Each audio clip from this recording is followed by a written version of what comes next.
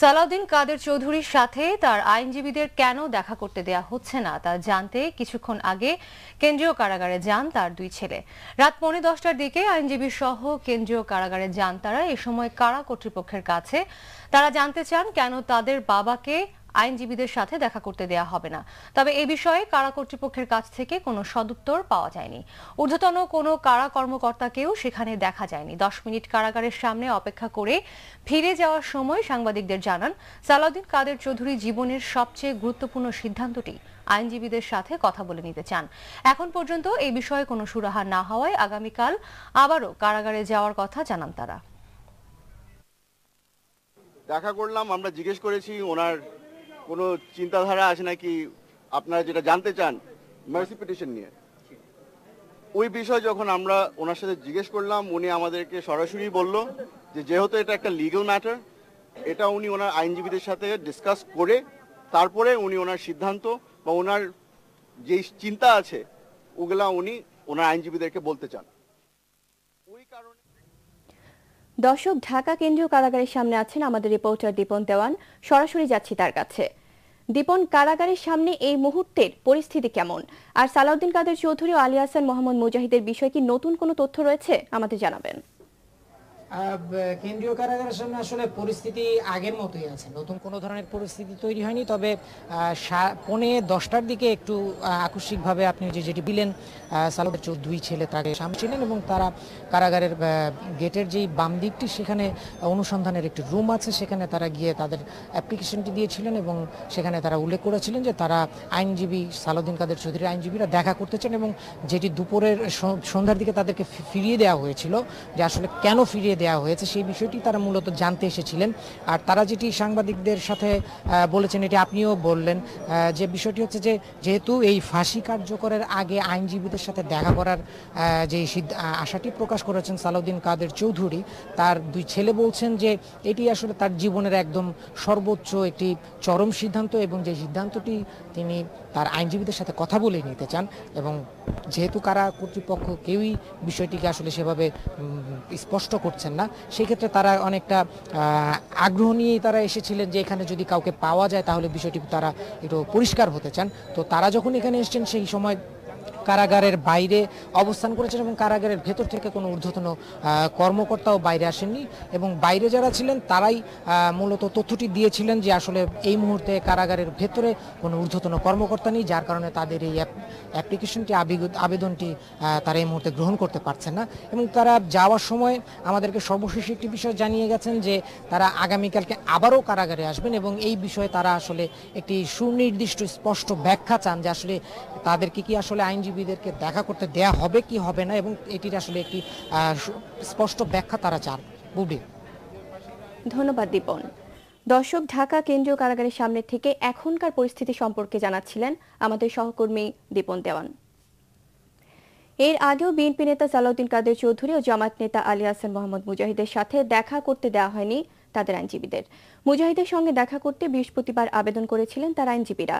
অনুমতি না পাওয়ায় শুক্রবার জেল গেটেই যাননি তারা। দুপুরের পর জেল গেটে গিয়ে সালাউদ্দিন কাদের চৌধুরীর সঙ্গে সাক্ষাতের অনুমতি চান তার আইনজীবীরা, কিন্তু ঊর্ধ্বতন কারা কর্মকর্তারা না থাকায় তাদের আবেদন গ্রহণ করা হয়নি বলে জানান সালাউদ্দিন কাদের চৌধুরীর আইনজীবী। এদিকে স্বাভাবিকের তুলনায় শুক্রবারও জোরদার রাখা হয়েছে ঢাকা কেন্দ্রীয় কারাগার এলাকার নিরাপত্তা ব্যবস্থা।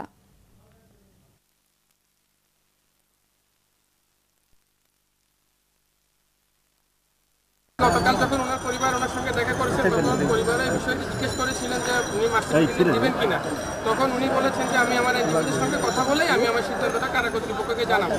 তো এই পরিবারের সিদ্ধান্তের প্রেক্ষিতে আমাদের আজকে আবেদন নিয়ে আসা। যুদ্ধাপরাধী সালাউদ্দিন কাদের চৌধুরী ও আলী আহসান মোহাম্মদ মুজাহিদের ফাঁসির রায় দ্রুত কার্যকর করা হবে বলে জানিয়েছেন স্বরাষ্ট্রমন্ত্রী আসাদুজ্জামান খান কামাল। তিনি বলেন, আসামিরা প্রাণ ভিক্ষা চাইতে পারে, চাইলে সরকার ব্যবস্থা নেবে। সকালে রাজধানীতে খ্রিস্টান কোঅপারেটিভ সোসাইটির সাধারণ বার্ষিক সভায় অতিথি হিসেবে অংশ নেন। সেখানে তিনি বলেন, সরকার ফাঁসির রায় বাস্তবায়ন থেকে কোনো অবস্থাতেই পিছু হটবে না। পরে সম্মিলিত সামরিক হাসপাতালে বিদেশি নাগরিক ডক্টর পিয়ারো প্রিজমকে দেখতে গিয়ে সাংবাদিকদের মন্ত্রী বলেন, রায়ের কপি পড়ে শোনানোর পর আমাদের কাছে এখনো কোনো প্রতিক্রিয়া আসেনি, এলে ব্যবস্থা নেওয়া হবে, তবে দ্রুত রায় বাস্তবায়ন করা হবে বলে জানান তিনি। তিনি বলেন, দণ্ড কার্যকরের বিষয়টি ঘিরে আইনশৃঙ্খলা পরিস্থিতির যে কোনো ধরনের অবনতি ঠেকাতে সরকার প্রস্তুত রয়েছে। দেশের মানুষ রিভিউ খারিজের রায়কে স্বাগত জানিয়েছে। প্রতিক্রিয়াটা আমরা এখন পর্যন্ত আসেনি, আমরা আসলে যেটাই প্রক্রিয়া যেটা হয় সেটা আমরা করছি। আইনি প্রক্রিয়া সে মার্সি চেতে পারে, যদি চায় আমরা ব্যবস্থা নিব, আর না চাইলে তার পরবর্তী ব্যবস্থা যেটা সেটা হবে। এটাই হলো আইনি প্রক্রিয়া। দ্রুততম অবস্থায় আমরা সবকিছু শেষ করব। যুদ্ধাপরাধীদের বিচার কার্যকরে সরকার কোনো ছাড় দেবে না বলেছেন আইনমন্ত্রী আনিসুল হক। রাজধানীর সিডাপ মিলনায়তনে নুরেমবার্গ ট্রায়ালের ৭০তম বার্ষিকী উদযাপন উপলক্ষে ঘাতক দালাল নির্মূল কমিটির সেমিনারে তিনি কথা বলেন। আইনমন্ত্রী বলেন, যুদ্ধাপরাধীদের বিচারের ক্ষেত্রে নুরেমবার্গ ট্রাইব্যুনালকে বাংলাদেশের আরও অনুসরণ করা দরকার। সেমিনারে স্পিকার ডক্টর শিরিন শারমিন চৌধুরী বলেন, ৭১ যুদ্ধাপরাধীদের বিচার দ্রুত কার্যকরের সব ধরনের ব্যবস্থা নিয়েছে সরকার। এক্ষেত্রে প্রধানমন্ত্রী কাউকে ছাড় দেবেন না বলেও জানান স্পিকার।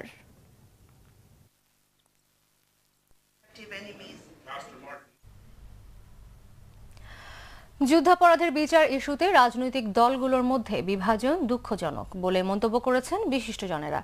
তারা বলছেন, এই বিভাজন দূর করা সম্ভব না হলে রাজনৈতিক ঐক্য তৈরি হবে না। একই সাথে তারা বলছেন, যে প্রক্রিয়ায় বিচার হচ্ছে তা অনেক স্বচ্ছ।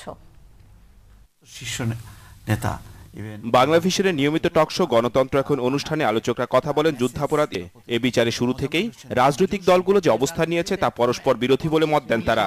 এমন ইস্যুতে দেশের জনগণ রাজনৈতিক দলগুলোর কাছে বিভাজনের রাজনীতি চান না বলে মনে করেন আলোচকরা।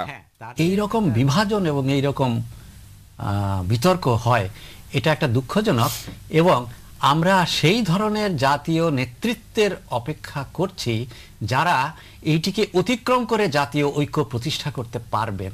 আমাদের মেজর দুটো পলিটিক্যাল পার্টির মধ্যে যে দ্বন্দ্ব এবং একে অন্যকে যে ব্লেম, কাউন্টার ব্লেম, এবং যে একেবারে গণতন্ত্রের অভাব এবং একটা গণতান্ত্রিক কালচারের অভাব, সেটাই বরঞ্চ আমাদের জন্য একটা বড় ইমেজ প্রবলেম হয়ে দাঁড়াচ্ছে।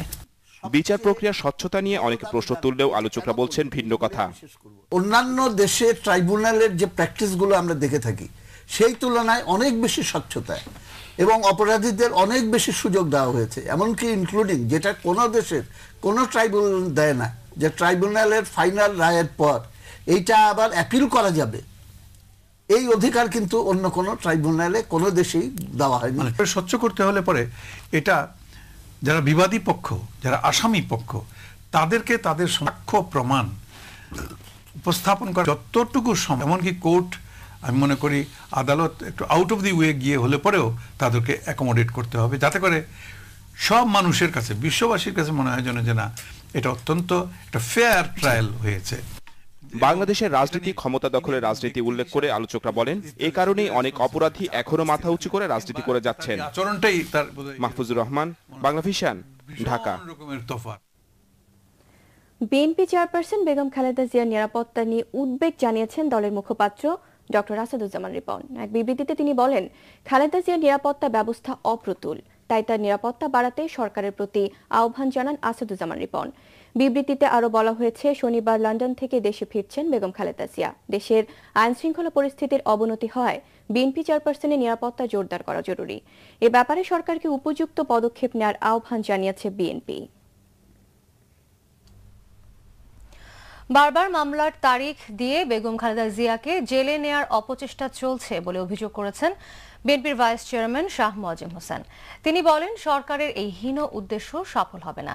দলের স্থায়ী কমিটির সদস্য গয়েশ্বর চন্দ্র রায় বলেছেন, শনিবার বেগম জিয়াকে স্বাগত জানাতে প্রস্তুত বিএনপি নেতাকর্মী সহ দেশের মানুষ। হাজার হাজার নেতাকর্মী কারাগারে ও মামলায় জর্জরিত থাকায় এবছর কেক কাটার আনুষ্ঠানিকতা ছাড়াই পালন হলো বিএনপির সিনিয়র ভাইস চেয়ারম্যান তারেক রহমানের ৫১তম জন্মদিন। দলের নয়াপল্টনের কেন্দ্রীয় কার্যালয়ে দিনভর চলেছে দোয়া অনুষ্ঠান সহ নানা আয়োজন। জুমার পর বিএনপির পক্ষ থেকে দোয়া ও মিলাদ মাহফিলে অংশ নেন দলের সিনিয়র নেতারা। তারা জানান, চিকিৎসা শেষ না করেই দেশের সংকটকালে শনিবার দেশে ফিরছেন বেগম খালেদা জিয়া। দুঃখজনক হলো সত্য যে আমরা কখনো ম্যাডামকে বিএপি পক্ষে গিয়ে, যদিও বিএপিতে যাওয়ার অধিকার আমাদের আছে, সেই মানদণ্ড আমরা পড়ি, আমরা তাকে সেখানে রিসিভও করতে পারি না, তাকে বিদায়ও দিতে পারি না। এবং গতবার এয়ারপোর্টের চত্বরের ভিতরে কাউকে ঢুকতে দেওয়া হয় না। তো ঢুকতে দেওয়া হোক বা না হোক, আমরা উপস্থিত হব। শত শত নয়, হাজার হাজার নেতাকর্মী যাবে, জনগণের নেত্রী জনগণের মাঝে আসবে, তাকে জনগণ স্বাগত জানাবে। ওখান থেকে না জানাক, ঘরে বসে মনের থেকে জানাবে, আমরা সশরীরে উপস্থিত হয়ে জানাবো। তারেক রহমানের জন্মদিন উপলক্ষে ডক্টরস অ্যাসোসিয়েশন অব বাংলাদেশ ড্যাব আয়োজিত বিনামূল্যে ঔষধ বিতরণ কর্মসূচিতে অংশ নেন দলের নেতারা। কর্মসূচি পালন করেছে জাতীয়তাবাদী মহিলা দল। এ সময় বেগম জিয়া ও তারেক রহমানের সুস্থতা কামনা করে দোয়া করা হয়। এদিকে আরেক আলোচনায় বিএনপির ভাইস চেয়ারম্যান শাহ মোয়াজ্জেম হোসেন বলেন, বিভিন্ন সময় বিএনপির বিরুদ্ধে ষড়যন্ত্র হলেও তা সফল হয়নি, এখনো হবে না। বেগম খালেদা জিয়ার বিরুদ্ধে একটার পর একটা মামলা দিয়ে এবং সেই মামলা কদিন পর পর ডেট দিয়ে আপনার উদ্দেশ্যটা কি তাড়াতাড়ি বেগম জিয়াকে জেলে দিয়ে একটা ব্যবস্থা করে ফেলবেন? এই উদ্দেশ্য সফল নাও হতে পারে। এইভাবে অন্যায় করবেন না, এত অন্যায় আল্লাহ সহ্য করে না। আমি আপনার অমঙ্গল চাই না। চলমান রাজনৈতিক সংকট সমাধানে বেগম জিয়ার আলোচনার প্রস্তাবে সাড়া দিতে সরকারের প্রতি আহ্বান জানান বিএনপি নেতারা। তৈরি করার জন্য মিরাজ হোসেন গাজী, বাংলা ভিশন, ঢাকা। তিনি তো স্বাধীনতার তৃণমূল বিএনপি নামে নতুন রাজনৈতিক দল গঠন করলেন ব্যারিস্টার নাজমুল হুদা। এই দলের জন্য সরকার সহ যে কোনো গণতান্ত্রিক শক্তির সাহায্য নিতে প্রস্তুত বলেও জানান তিনি। একা শুরু করলেও তৃণমূল পর্যায় থেকে কেন্দ্রীয় নেতৃত্ব উঠে আসবে বলেও জানান ব্যারিস্টার হুদা। রাজধানী ওয়েস্টিন হোটেলে সংবাদ সম্মেলনের মাধ্যমে নাজমুল হুদা ঘোষণা দেন। বলেন, বিএনপি এখন নিশ্চিহ্ন প্রায়। দল পরিচালিত হচ্ছে লন্ডন থেকে। বেগম জিয়ার নেতৃত্বাধীন বিএনপি ব্যর্থ বলে অভিযোগ করেন নাজমুল হুদা। নেতৃত্বের পরিবর্তন ছাড়া বিএনপির ঘুরে দাঁড়ানোর উপায় নেই বলেও জানান তিনি। আর এ কারণে নতুন করে বিএনপির যাত্রা শুরু করতেই তৃণমূল বিএনপি গঠন করা হয়েছে বলে জানান। এখন থেকে 30 দলের সমন্বয়ে গঠিত বাংলাদেশ ন্যাশনাল অ্যালায়েন্সের নেতৃত্ব দেবে তৃণমূল বিএনপি। আমি বিএনপির বাইরে থেকে আমার কি রাজনীতি করার কোনো অধিকার নাই? আমি যদি সেই অধিকার ফলো করে আমার নিজের রাজনীতি করি এবং তাতে যদি একটা দল ভেঙে যায় বা দলের নেতৃত্ব পরিবর্তন হয়ে যায়, এটা কি আমার দোষ? বিএনপি কাদের মদতে এসেছিল? সরকারের মদতে আসে নাই তো। একই তো কথা। আমি সরকারের মদতে আসছি কিনা সেটা আমি বলতে চাই না, কারণ আমি জানি যারাই আমাকে মদত করবে আমি ready to take it. I am ready to take it. যারাই মদত করবে আমার এই দলকে প্রসার করতে, he is with me, I am with হিম।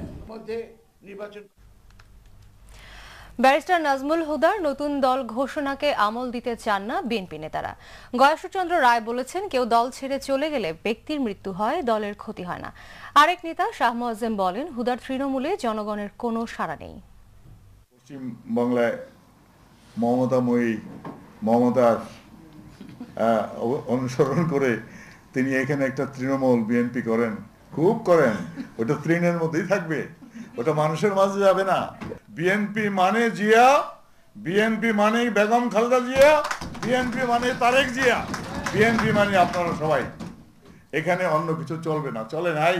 যে কি নাজমুল হুদা তৃণমূল আর ছিন্নমূল হোক আর যেটাই হোক, তিনি একটা দল করতে যাচ্ছেন, ঘোষণা দিতে যাচ্ছেন।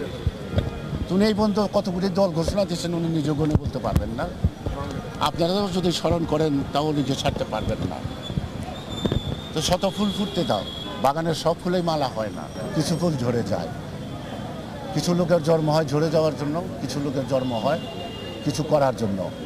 আমার মনে হয় আজকে যিনি উদ্যোগটা নিচ্ছেন তিনি রাজনৈতিক অঙ্গনে ঝরে যাওয়ার জন্য পথ বেছে নিচ্ছেন।